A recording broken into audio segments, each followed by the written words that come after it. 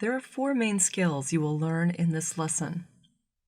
You will learn how to identify the position of the placenta, evaluate for placenta previa, assess for placental abruption, and conduct appropriate follow-up and referrals if you suspect either condition. These are the key terms that we will use in this lesson. Placenta previa is a complication in which the placenta covers all or part of the opening of the cervix. Placental abruption means a separation of the placenta from the uterus. The placenta is the lifeline of the fetus. It transfers oxygen and nutrients from mother to baby and the baby's waste back to the mother for processing. Normally, the placenta also contributes to amniotic fluid production. We can begin to see the placenta on ultrasound at about 10 weeks. Look at the image on the left. Can you see the fetal abdomen, umbilical cord, and placenta? The right image shows the umbilical cord insertion into the fetal abdomen. Notice that the umbilical cord contains several vessels.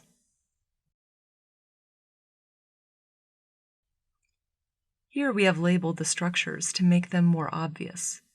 The placenta is named or typed based on its position in the uterus. The position can be anterior, posterior, lateral, or fundal. This is an image of an anterior placenta. Here we have labeled the placenta to emphasize its location.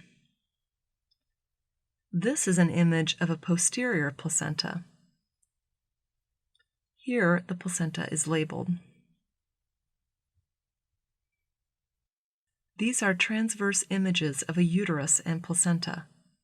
Please pause the video now to identify the location of the placenta in each image.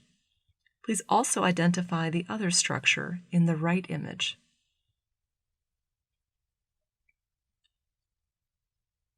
The placentas are now labeled in these images to show that in the left image we have a right lateral placenta.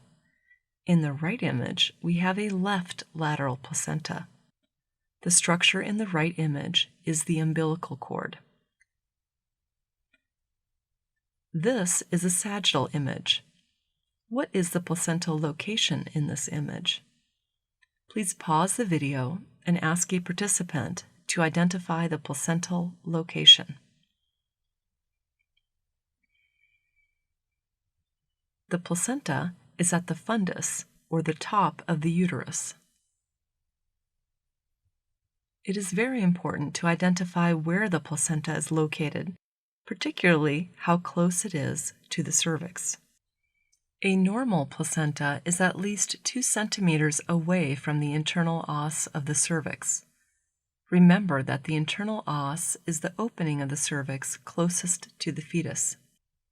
If the placenta covers the cervix, there may be bleeding in the 2nd and 3rd trimesters or at the time of delivery, which can threaten the life of the mother.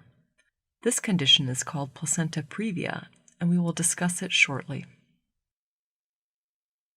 These patients must be referred for cesarean section to save the life of the mother.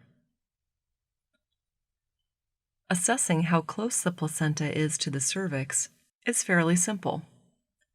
First, we find the internal cervical os and then identify the lower edge of the placenta. Then we simply measure the distance between the lowest placental edge and the internal os. We will look at each step in more detail. The first step is to identify the cervix and internal os.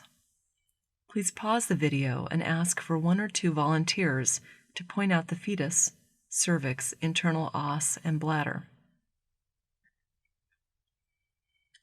Here we have identified the fetus, bladder, and cervix. Now we will remove the cervical outline to show the location of the internal cervical os. The calipers in the image are positioned at the internal and external cervical os. The cervical canal appears as a slightly darker line between the two calipers. In this image, please locate the lower edge of the placenta. Again, please pause the video and ask for a volunteer to point out the placental edge, placenta, and internal os. First, we will label the placental edge and the bladder. Next, we show the cervix. Here is the internal cervical os. The white calipers measure the distance between the placental edge and the internal os. The machine will display the measurement, as we see at the bottom of the screen. Is this measurement normal? The answer is yes. A measurement greater than 2 centimeters is normal. In this case, the distance is 3.25 centimeters. In the condition called placenta previa, the placenta is much closer to the os and may in fact cover it. There are 3 main types of placenta previa: low-lying, where the placenta is less than 2 centimeters from the os but does not cover it; marginal, where the placenta covers a part of the os; and complete, where the placenta covers the entire os.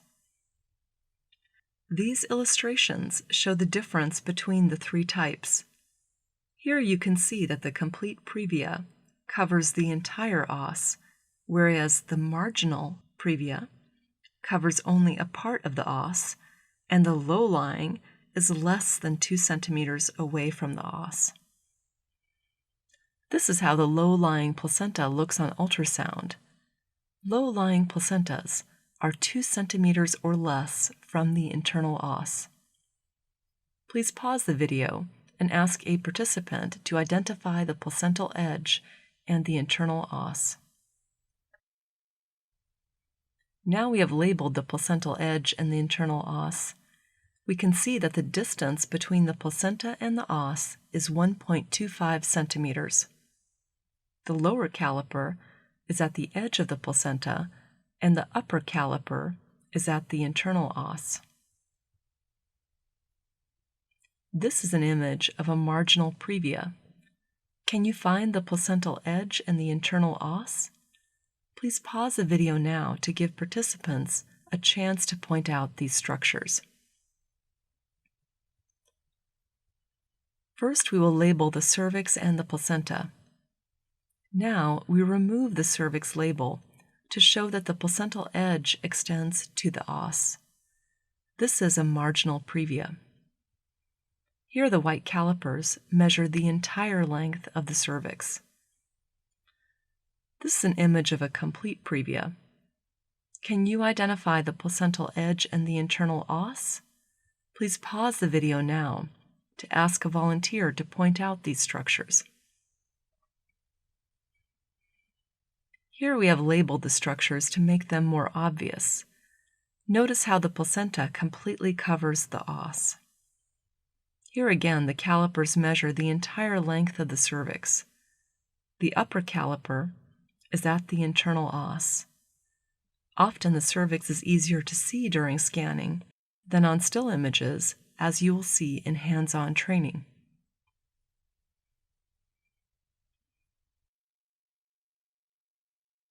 Placenta previa does not usually develop later in pregnancy. If the first ultrasound shows normal placental position, previa will not develop later. In addition, a low-lying placenta or marginal previa that is seen early in the 2nd trimester will often assume normal position by the time of birth with uterine growth.